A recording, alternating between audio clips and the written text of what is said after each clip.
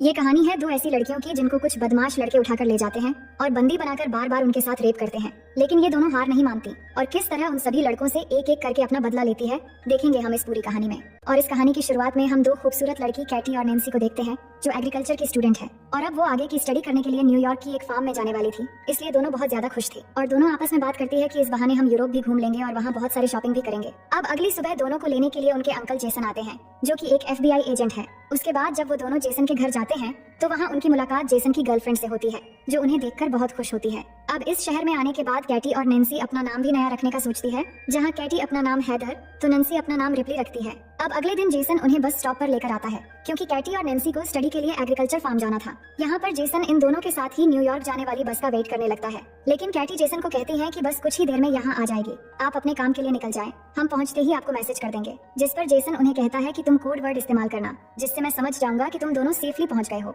जिसके बाद कैटी कहती है कि मैं एप्पल वर्ड यूज करूंगी, लेकिन जेसन कहता है कि तुम हर बार अलग अलग अल्फाबेट यूज करना ताकि कोई तुम्हारे कोड वर्ड को न समझ सके। अब यहाँ पर रोड से गुजर रहे दो लड़के कैटी और नैन्सी को देखते हैं, तभी जेसन भी अपने काम के लिए वहाँ से चला जाता है और उसके जाने के बाद कैटी और नैन्सी पास के एक रेस्टोरेंट में कॉफी पीने जाते हैं, जहाँ पर वो लड़के भी आ जाते हैं जो उन्हें कुछ देर पहले देखकर गुजर रहे थे। इनका नाम जेड और ल्यूकस है और वो दोनों कैटी और नैन्सी से बातें करने लगते हैं, जिससे कैटी और नैन्सी उनको अपना नाम हैदर और रिप्ली बताती है। कैटी उन्हें बताती है कि हम न्यूयॉर्क के एग्रीकल्चर फार्म स्टडी के लिए जा रहे हैं, जिस पर जेड कहता है कि हम भी वहीं जा रहे हैं और अगर तुम दोनों आना चाहो तो आ सकती हो, लेकिन कैटी उन्हें उनके साथ जाने से मना कर देती है। पर जब वो दोनों उठ के जा रहे होते हैं तभी नैन्सी कैटी को उनके साथ जाने के लिए मना लेती है और दोनों उनके साथ चली जाती है। लेकिन यहाँ हम देखते हैं कि जेड और ल्यूकस दोनों को फार्म न ले जाकर अपने घर ले जाते हैं जो कि जंगल के एकदम पास है। ये देखकर कैटी और नैन्सी थोड़ा घबरा जाती हैं और उन्हें तुरंत गाड़ी को फार्म की तरफ ले जाने के लिए कहती हैं, लेकिन तभी घर से जेड और ल्यूकस की मॉम आती हैं जो उन्हें बड़े ही प्यार से चाय पीने के लिए कहती हैं और दोनों को ये भी कहती हैं कि जेड और ल्यूकस बाद में तुम दोनों को छोड़ देंगे। अब जब वो दोनों चाय पी रहे होते हैं तभी कैटी के पास उनके अंकल जेसन का मैसेज आता है, जिस पर कैटी उन्हें कोड वर्ड में एप्पल लिखकर रिप्लाई कर देती है, जिससे जेसन समझ जाता है कि वो दोनों सेफली फार्म में पहुंच चुके हैं। अब ल्यूकस की माँ उनको कुछ खाने के लिए देती है, जिसे खाते ही कैटी और नैन्सी को नशा चढ़ने लगता है क्योंकि उस खाने में ड्रग्स मिला हुआ था और वो दोनों समझ जाती है कि उनके साथ कुछ गलत किया जा रहा है। जिसके बाद वो दोनों वहाँ से भागने की कोशिश करने लगती है, लेकिन थोड़ी दूर जाकर वो बेहोश हो जाती है, जिसके बाद जेड और ल्यूकस आकर उन्हें उठाकर वापस अपने घर में ले आते हैं। अब अगले दिन जब उन्हें होश आता है तो वो दोनों खुद को एक जंगल में पाती है और उनके हाथ लोहे की जंजीरों से बंधे हुए थे। ये देखकर दोनों बहुत ज्यादा डर जाती है और हेल्प के लिए चिल्लाने लगती है। तभी वहाँ जेड आता है और उन्हें बताता है कि तुम जंगल की एक ऐसी जगह पर हो जहाँ दूर दूर तक कोई भी इंसान नहीं है, इसलिए तुम्हारे चिल्लाने का कोई फायदा नहीं है। अब कुछ देर बाद वहाँ बोरिस नाम का एक आदमी आता है जो कैटी को उसका फोन दिखाता है और कहता है कि तुम्हारे फोन पर किसी जेसन नाम के आदमी ने मैसेज किया है जिसे तुमने पिछली बार मैसेज में एप्पल लिखकर भेजा था। वो दोनों से इसका मतलब पूछने लगता है, जिस पर कैटी बताती है कि एप्पल एक कोड वर्ड है जिसका मतलब है कि हम दोनों सेफ हैं। इसके बाद बोरिस जेसन को रिप्लाई करता हुआ लिखता है कि सब कुछ ठीक है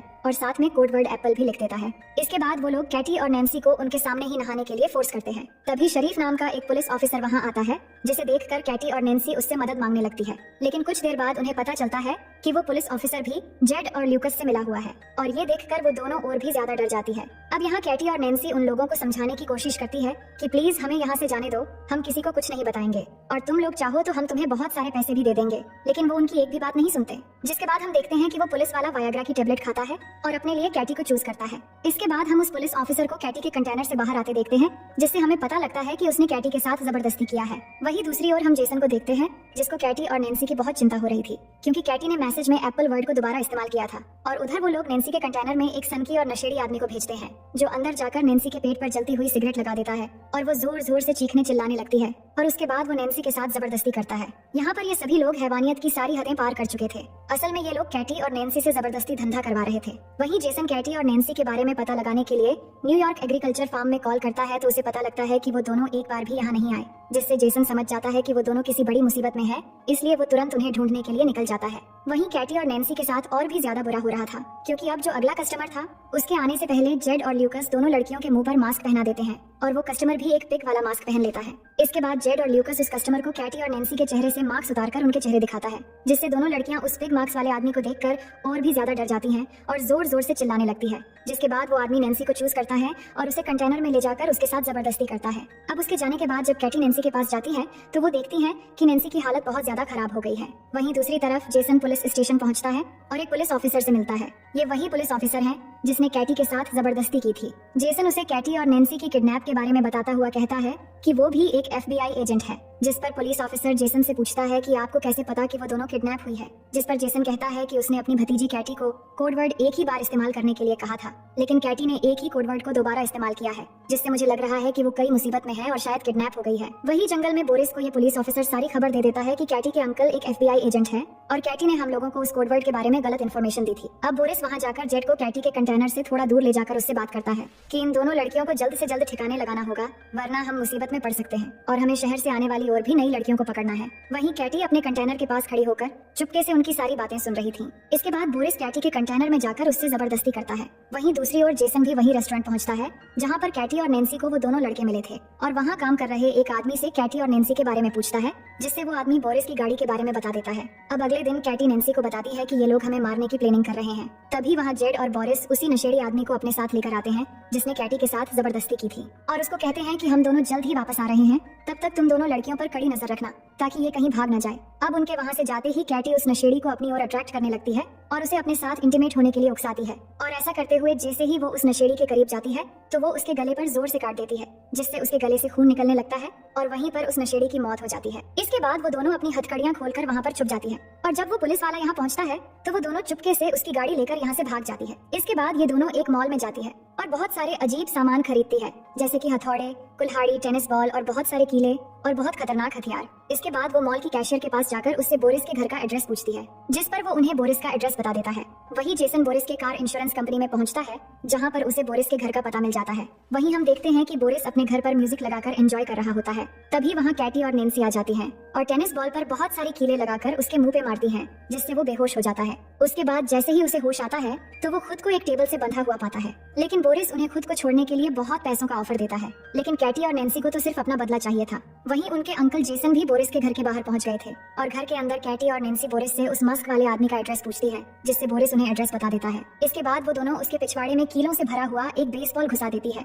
जिससे वो जोर जोर से चिल्लाने लगता है और ये आवाज सुनकर जेसन जल्दी से घर के अंदर आता है और आकर देखता है बोरिस मरा पड़ा है। तभी उसे घर के पीछे गाड़ी की आवाज सुनाई देती है, लेकिन जब तक वो बाहर जाता है तब तक कैटी और नैन्सी गाड़ी लेकर वहाँ से निकल चुकी थी। अब जेसन जल्दी से वापस पुलिस स्टेशन जाता है और उस पुलिस ऑफिसर से दोबारा कैटी और नैन्सी के बारे में पूछने लगता है और इसी दौरान जेसन कैटी को कॉल लगाने की कोशिश करता है। तभी उसे पता लगता है कि कैटी का फोन उस पुलिस ऑफिसर के पास ही है। अब इससे पहले कि जेसन कुछ कर पाता, पुलिस ऑफिसर उसके पीछे से गन पॉइंट करके खड़ा हो जाता है। वहीं दूसरी ओर कैटी और नैन्सी एक चर्च में पहुंचते हैं जहां हमें पता चलता है कि वो पिग मस्क वाला आदमी कोई और नहीं बल्कि इस चर्च के फादर है और वो फादर उन्हें देखकर एकदम से पहचान लेता है। तभी कैटी पीछे से उस पर डंडे से मारकर बेहोश कर देती है और दोनों उसे गाड़ी के पीछे बांधकर घसीटते हुए टाउन की तरफ ले आते हैं और वहाँ एक दुकान से माचिस और पेट्रोल खरीदकर उस पर पेट्रोल छिड़ककर उसे जिंदा ही जलाकर मार देते हैं। वहीं हम देखते हैं कि जेसन को वो पुलिस वाला चेयर से बांध देता है और कुछ देर बाद वो दो नई लड़कियों को किडनैप करके वहाँ लाता है। इसके बाद जब वो उन लड़कियों के साथ जबरदस्ती करने लगता है तभी चुपके से कैटी और नैन्सी वहाँ आकर डंडे से उसके सर पर अटैक करके उसे बेहोश कर देती है और जब उसे होश आता है तो वो खुद को एक कुर्सी से बंधा हुआ पाता है और उन दोनों से माफी मांगने लगता है। उसके बाद कैटी गन में सिर्फ एक बुलेट डालकर उसे डराने लगती है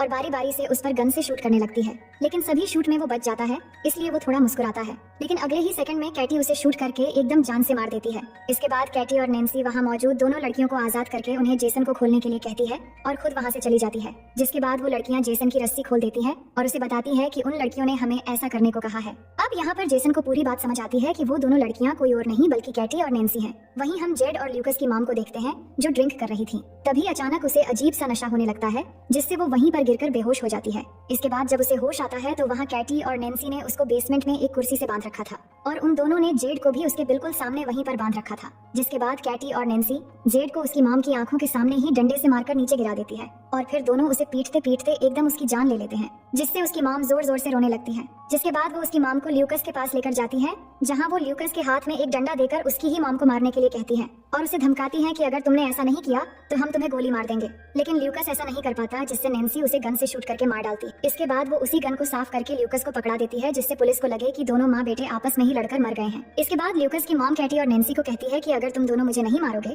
तो मैं तुम्हें बहुत सारे पैसे दे सकती हूँ और मेरे पास बहुत पैसे हैं। लेकिन उसकी बात सुनकर कैटी और नैन्सी बहुत हंसती है और फिर कैटी एक कटिंग मशीन से बहुत ही बेरहमी से उसकी सर काट के अलग कर देती है। अब आगे हम देखते हैं कि कुछ दिनों बाद अंकल जेसन कैटी और नैन्सी के घर जाते हैं और उन्हें अपने साथ लेकर दोबारा से न्यूयॉर्क आ रहे होते हैं और इसी सीन को दिखाते हुए ये मूवी यहीं पर खत्म हो जाती है।